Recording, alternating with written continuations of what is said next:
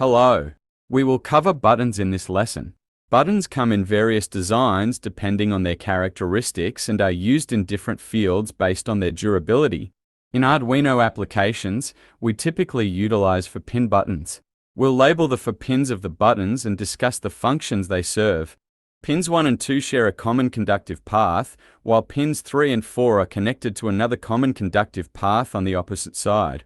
The button connects or disconnects the conductor link to pins 1 and 2 with the conductor link to pins 3 and 4.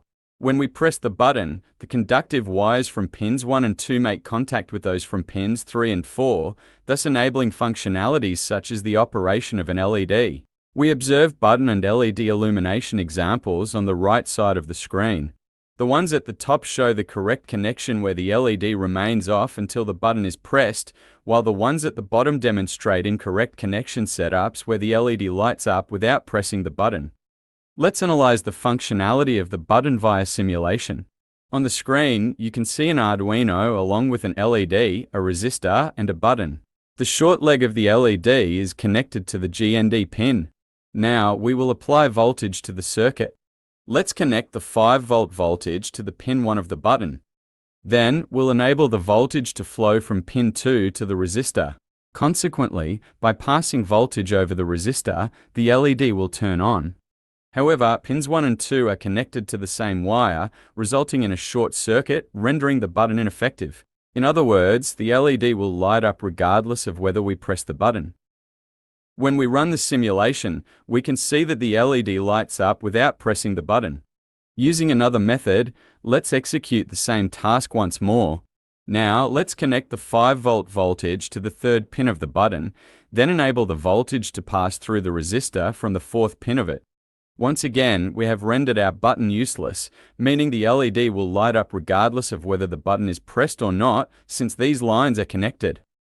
When we run the simulation, we observe that the LED lights up without pressing the button again. The correct connection should be applying the 5-volt voltage to the unconnected pins of the button.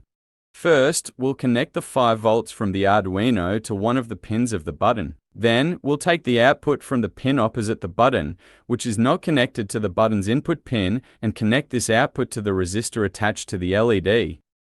Pressing the button will bridge the pin receiving the 5-volt voltage input with the pin connected to the resistor. To put it another way, when the button is pressed, it will create a connection between these lines, and when it is not pressed, the connection will be cut off.